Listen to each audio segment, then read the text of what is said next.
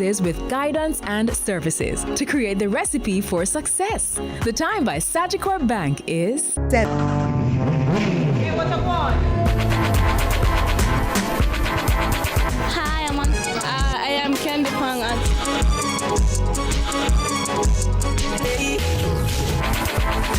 Watagwan. Watagwan. Datagwan pa. Watagwan. Watagwan. Watagwan. Mondays, Wednesdays, and Fridays at 8 a.m., 1:30 p.m., and 10 p.m. on CVM TV. Let's delve deep into the issues. We'll take you beneath the surface. Greetings and salutations. My name is Orville Higgins, and it's another edition of Fan Central. Talking to the people at the heart of the top sporting stories. Hear from your favorite sportsmen and women and the administrators who work tirelessly to make it all happen. It's a live sports talk. I've written an entire article. Yeah. Looking at all the major issues every Tuesday at 9 p.m.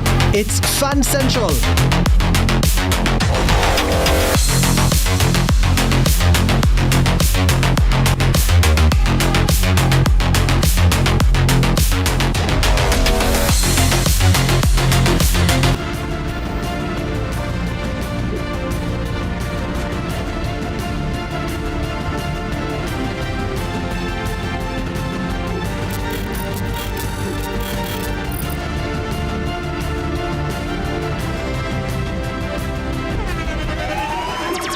The internationally acclaimed On Stage with Winford Williams. At a new time, Saturdays at 8 p.m. on CVM TV. So much more than entertainment. Every dream conquered is another dream game. I land and I fly again like a jet plane. Headed straight in your direction. 'Cause I'm wiser, one step closer. I'm winning 'cause I work so hard. And the music keeps on playing, and the people that I say we are march up the dance. Oh, what a feeling! Don't stop dreaming. Keep on believing in the power of the feeling. Whatever you want, take a chance. Song in your heart, step in your dance. You got a spark, don't fit it dark. Shine your lights up.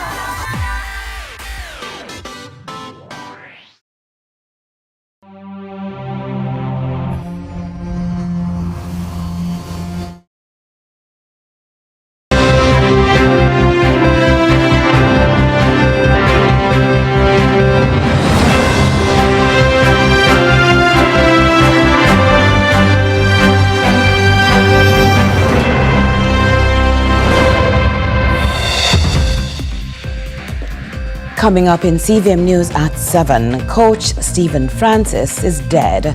Political leaders hail him for Herculean contributions to track and field. Prime Minister defends infrastructure track record amid perceived misinformation. Education stakeholders tackle the true impact of AI on learning. Minister says as Jamaica's peace index rises, so too will its business prospects. And later on in sports, more tributes for Francis, and Haaland scores twice as Norway send Brazil packing from FIFA World Cup.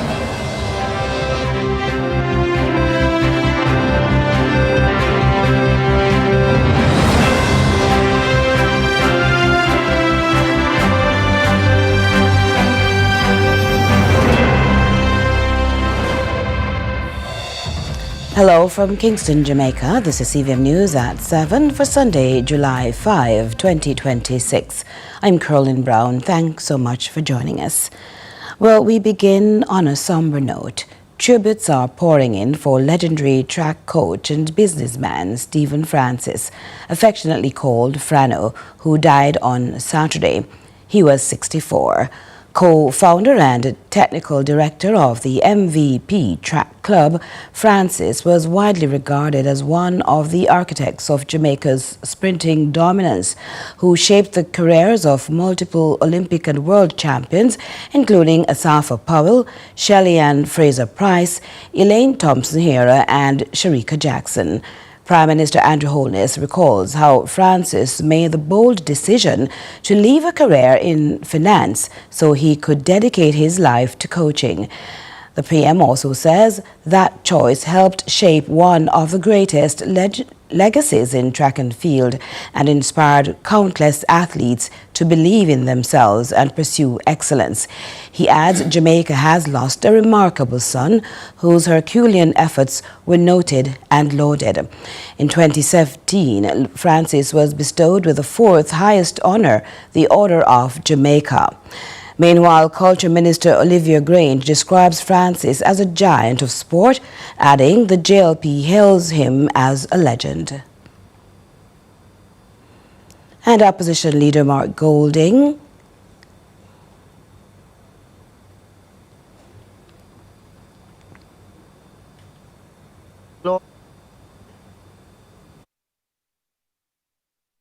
who benefited from his guidance and tremendous expertise.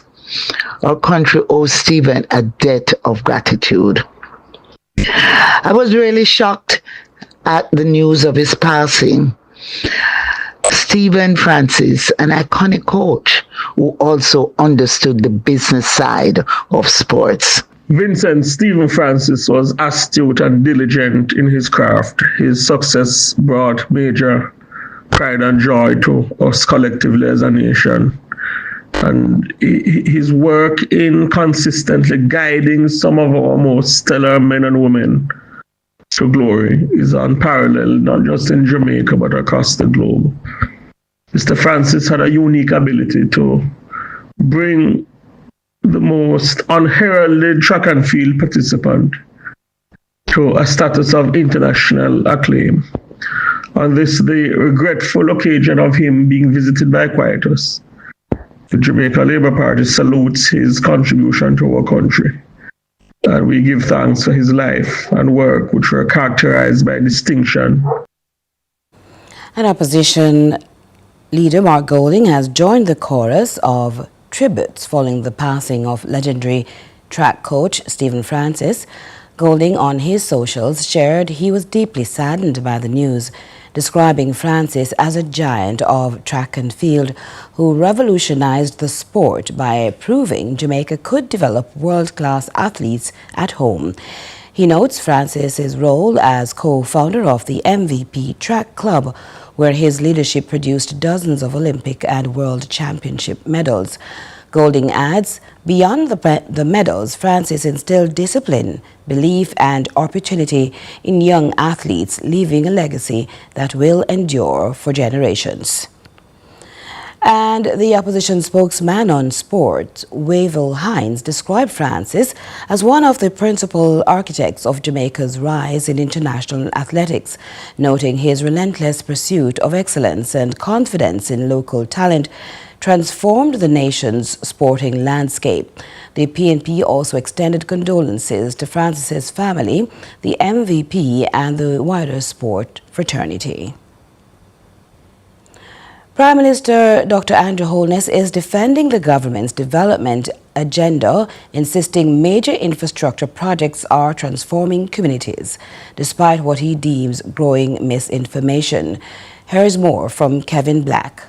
Prime Minister Dr. Andrew Holness is urging Jamaicans to judge his administration by completed projects rather than what he describes as misinformation circulating online. Speaking during a tour of the Boundbrook Urban Centre in Port Antonio, the Prime Minister says that the government is focused on delivering tangible results and keeping the public informed as major infrastructure projects move forward. Now, approximately 2 years ago, I stood on a swampy land having a groundbreaking ceremony for this development. A project like Boundbrook, which is going to change the nature of Port Antonio for the positive, that doesn't get featured. No news report carries that. So it is our job to be in your face every day, to counter the falsehood that nothing is happening and all kinds of Bad things are happening and the sky is about to fall. Dr. Holness says the Boundary Urban Centre forms a part of a broader strategy to modernize Jamaica's aging town centres. The strategy of the government today is to address our aging and creaking infrastructure. There is really no town in Jamaica that is adequately carrying the user capacity that it is called upon to do. There is scarcely a town in Jamaica where you have adequate sidewalk. Scarcely a town where you can find proper parking. I see the problem. I am not complaining about the problem because it is my job to fix it. But to fix the problem, I must have the attention, focus, and understanding of the people. The Prime Minister also addressed speculation surrounding future development plans for Portland, stressing that misinformation has fueled unnecessary concerns. There is no development that my administration will marshal in Jamaica that will dispossess the people of the area in which the development will take place. So for those who are ready to make memes and social media posts about Navy Island, absolutely nothing like that. I have to stop it before it starts. Reporting from the Boundary Urban Centre in Port Antonio, Portland, I am Kevin Black reporting for CVM News. Thanks, Kevin. Government officials believe Jamaica's improving safety record could translate into tangible economic gains. The Minister of Industry, Investment and Commerce, Senator Obin Hill, says the latest international rankings positioned the country to compete more aggressively for investment and business. We go back to Kevin Black for that report. Jamaica's improved standing on the Global Peace Index is being touted by the government as more than just an international accolade. Minister of Investment, Senator Obin Hill, says the country's ranking as the most peaceful nation in the Caribbean and the third in North and Central America sends a strong signal to the international community that Jamaica is becoming a safer place to invest. I was amazed, and I saw a reaction from my friends in India, from the Middle East, and it's an amazing achievement to think that a 14-nation group between Central America and North America, including the United States, there are only two countries ahead of us, Canada and Costa Rica. We're third, and it's an amazing achievement, and it means a great deal for this country and its investments. He says the improved security climate is also making Jamaica more attractive to tourists, convention planners, and foreign investors. In a time period after Melissa, you hear more about rebuilding for Melissa than fear of crime. Jamaican women are saying, no, we feel much more comfortable, and we're more comfortable when our children are walking from school or wherever they must walk to. And that's just in a year, 2 years. The minister also argued that years of investment in national security have contributed to the country's improving crime figures. For the first time, our police is at full force. I remember when it was 8,000 people. I think it's now 13 or 14,000, somewhere in that number, fully subscribed to and financed by our tax-paying money. So we, the Andrew Holness administration, led by Dr. Chang as both the DPM and the Minister of National Security, but really fully supported by the cabinet, has done an amazing job in investing and getting the people ready. Kevin Black reporting for CVM News. More concerns are being raised about the government's Spark program designed to upgrade major roadways across the island amid long-standing infrastructure challenges, according to Deputy Opposition Spokesman on Roads and Works, Dwayne Vaz. Questions remain over the rollout and the execution of Phase 1 of the program. Announcements. My initial reaction, honestly, was here we go again. Here are these grand announcements to make everything seem okay when things really are not okay. We have had serious issues with Spark 1. And when I say serious issues, it was about changing, for example, the original duration for Spark should have been 3 years, should have been coming to a close next year in March, but we see in the budget where allocations are going up to 2030. There are many issues we're having with regards to Spark 1, and it's really begs us to wonder what will happen for Spark 2. To this follow-up now, opposition spokesman on youth and human rights, Isaac Buchanan, is pushing back against criticism over comments he made during a podcast appearance that have sparked debate about language and conduct in Parliament. According to Buchanan, his remarks have been misinterpreted and taken out of their full context. Even that clip is short in terms of the context of the conversation. And it even was cut before the entire message was complete. You see, the public is not in the Parliament when things are said off mic and off camera, and the vitriol that is spit across each other and across the floor to members. And I can tell you, I have been victim of vitriol from senior members. And to my colleagues who have great contributions to make, I don't believe that that is the place that to be reduced to what could be amount to girl fight. To a warning now from an education leader. While artificial intelligence is rapidly changing how teachers and students operate in the classroom, it must be used in a way that still preserves critical thinking and reasoning skills.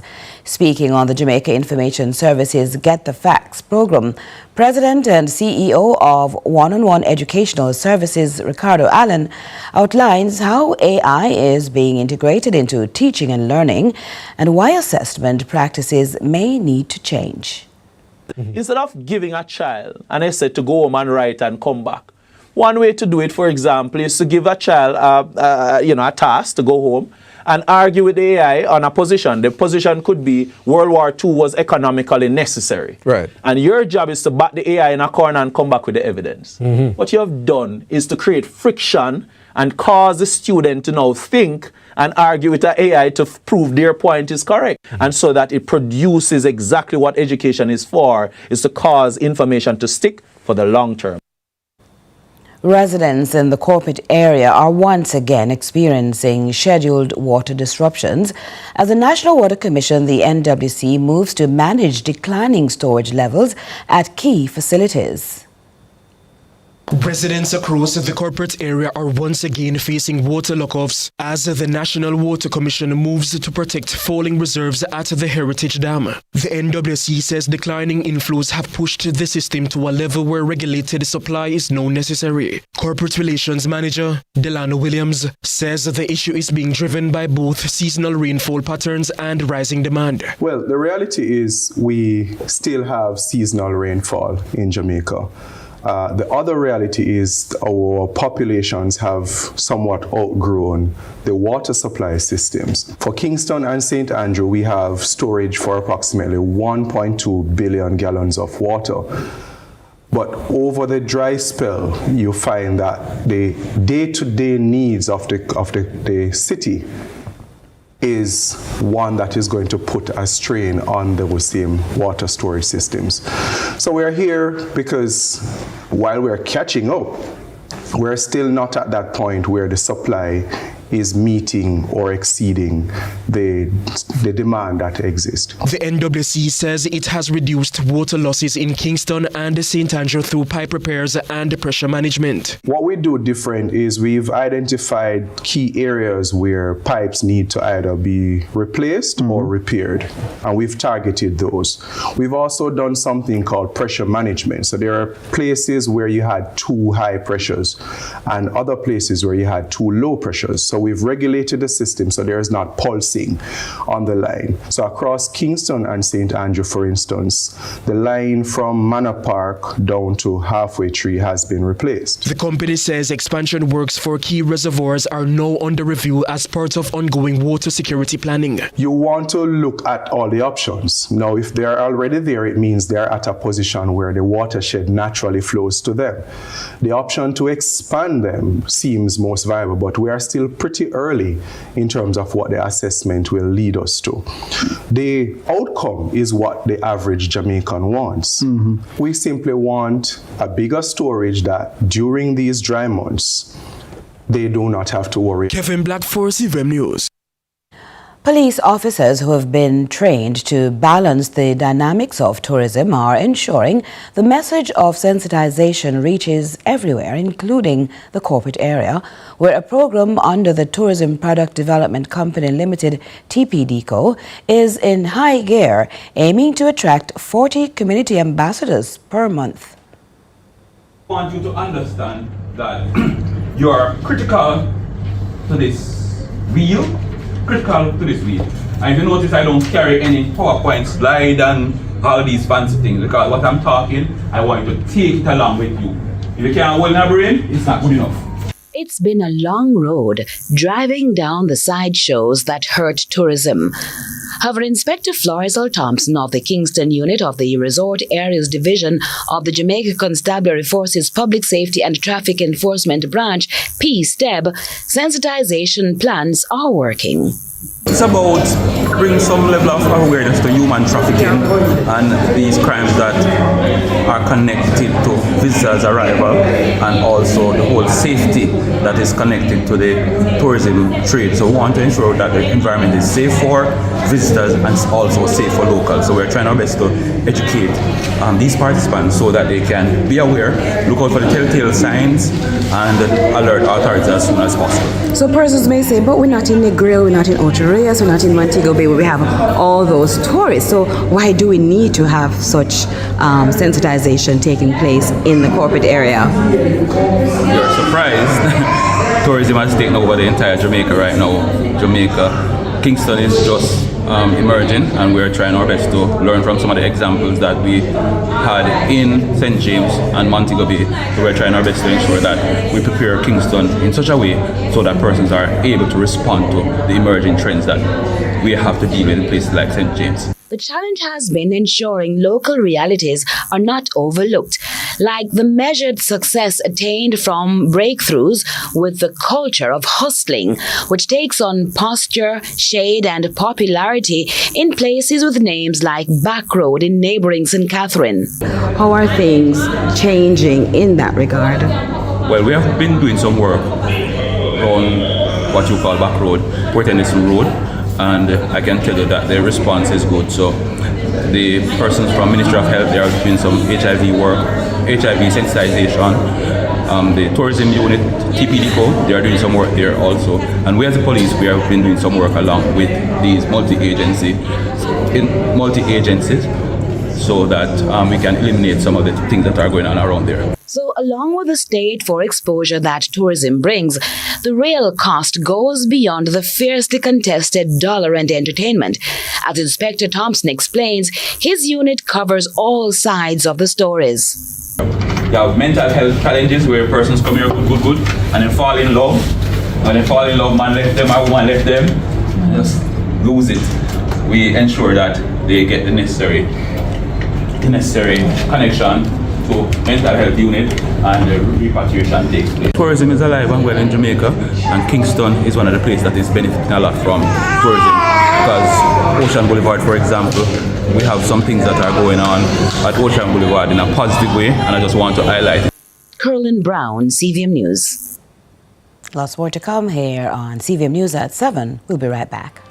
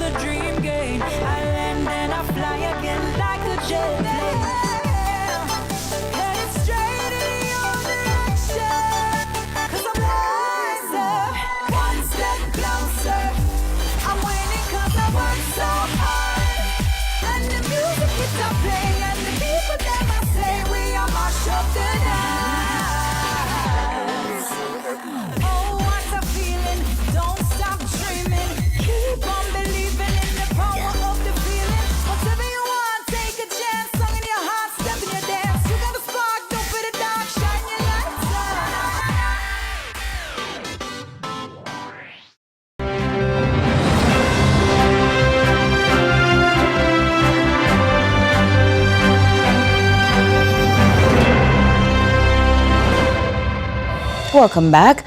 A grade 5 teacher at the Camperdown Primary and Infant School in St. Anne has been recognized nationally for using technology to transform learning, earning the title of ICT Innovation Teacher of the Year.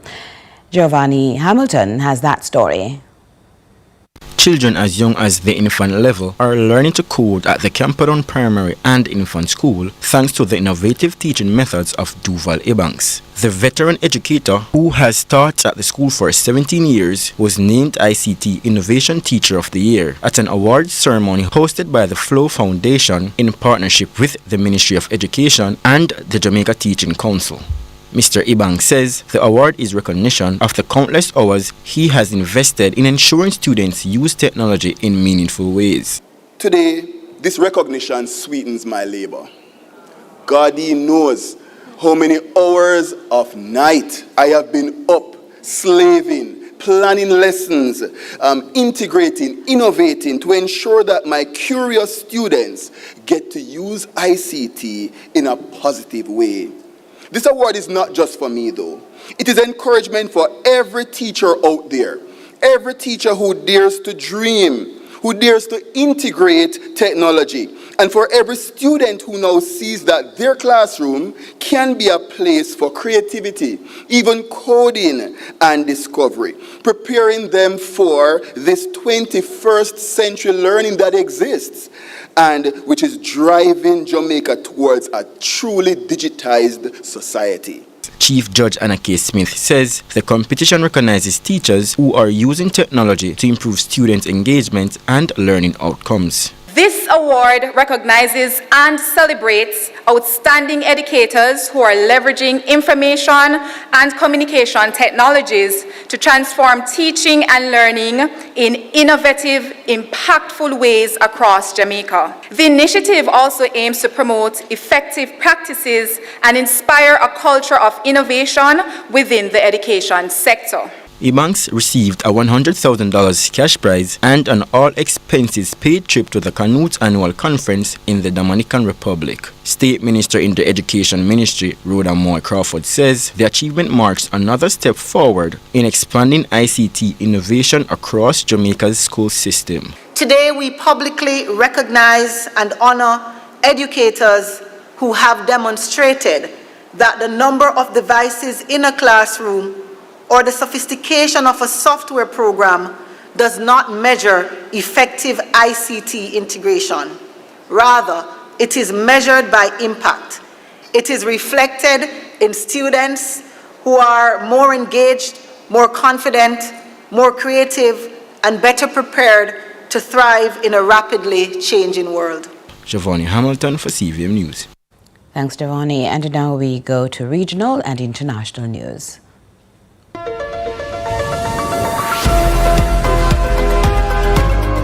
We begin with news in the region. In St. Lucia, the country's border security agencies are stepping up efforts to keep illegal firearms, drugs, and other contraband out of the country. The details from DBS News. The Customs and Excise Department and the Port Police say enhanced cooperation and intelligence sharing are already producing results, with authorities disrupting trafficking networks and improving security on the island ports of entry. Customs Controller Sherman Emmanuel says the department is undergoing a major transformation aimed at strengthening border security, increasing revenue collection, and facilitating legitimate trade. Over the past year and a half, Customs has intercepted 35 firearms, narcotics with an estimated street value of $9 million and nearly $500,000 in currency.